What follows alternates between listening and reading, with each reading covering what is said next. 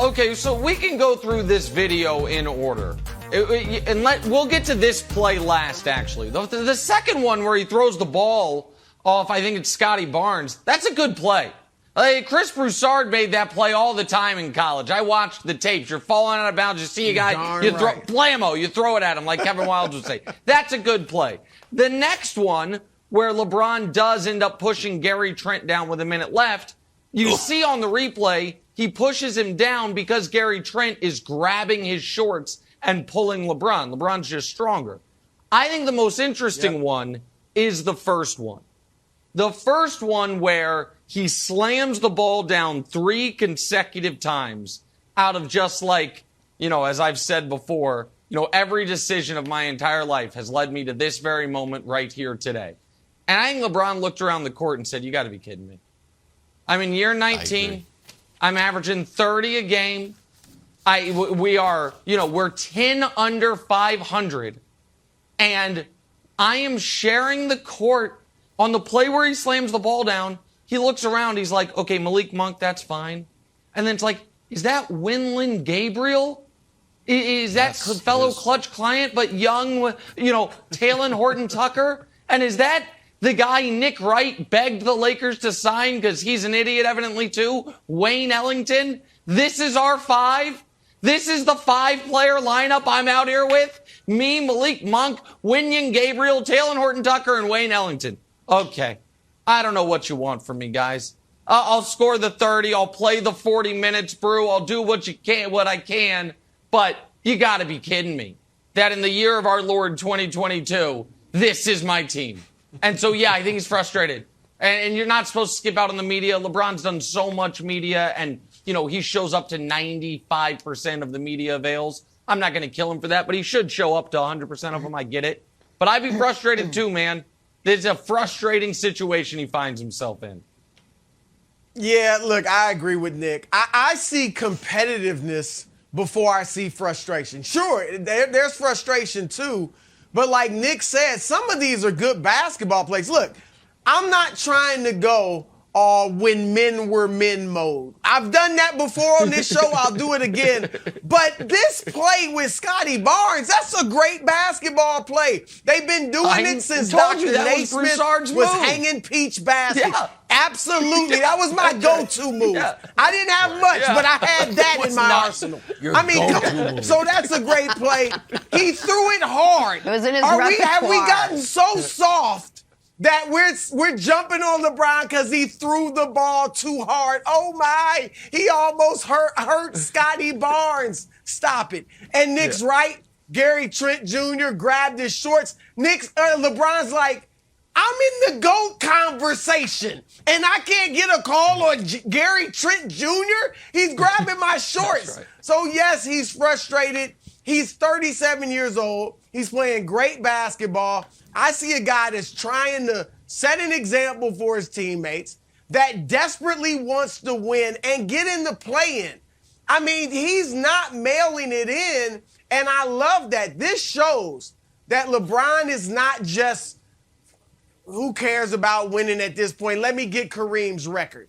He's trying to get into the play-in because he knows Chris Broussard said he's still got a puncher's chance, and LeBron believes it just as much as I do. So he's trying to get there, and I like it. I like it. I think this is what they need in Lakerland. It might not help, but Wildes, this is good. I'm not mad at LeBron at all. Okay. All right. Broussard, you have copywritten the puncher's chance Lakers, and I was with you, and then I threw in the towel once I saw Nick was off of the Lakers. So I've been back and forth. But there was one quote from Mr. Kevin Garnett. He sat down with Kendrick Perkins, and I said, you know what? I might be back to puncher's chance. I got fired up. Yeah. I'm back to puncher's chance, courtesy of Broussard, and more emphatically, KG. Are you willing to readdress your abandonment of the Lakers? Come back to puncher's chance. No. The idea that the Lakers, who are a game up on New Orleans, are going to not only win the back-to-back play-in games they would need to win, but then 4 out of 7 against Phoenix, and then 4 out of 7 against Dallas, and then 4 out of 7 against Memphis or Golden State.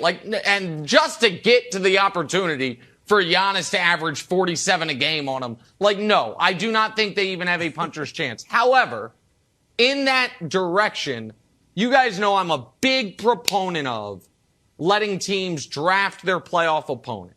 That if you're the 1 seed, you should be able to look at teams 2 through 8 and say, we will play team X in round 1, and then the 2 seed gets to do of the remaining teams, so on and so forth. Let's just say, and the reason I was looking down when you were talking, Wilds, it wasn't that I wasn't listening. I wanted to check the up-to-the-minute standings. Let's say the Lakers win their 2 play-in games, and that they're the 8, Minnesota's the 7, Denver's the 6, Dallas is the 5. If Phoenix is the 1 seed, Brew, and Phoenix, by the way, has owned the Lakers. They beat them 3 straight in the playoffs last year after AD got hurt. They beat them all 3 times this year. If Phoenix is the 1 seed, do you think there's any chance at all they would be drafting the Lakers if that were the format? Or they say, Karl Anthony Towns, I know you just scored 60. Come on down. And then let's say Golden State's the 2. Do you think they're like, oh, yeah, give us you left the 8 seed, we'll take them? Or do they say, oh, Nikola Jokic and your 1.5 MVPs you'll have at that point in time. Come on down. So I don't think that the Lakers have a shot, but I also think KG's right that nobody's going to be thrilled about playing them if they end up making the real playoffs. Do those 2 concepts make sense in your mind?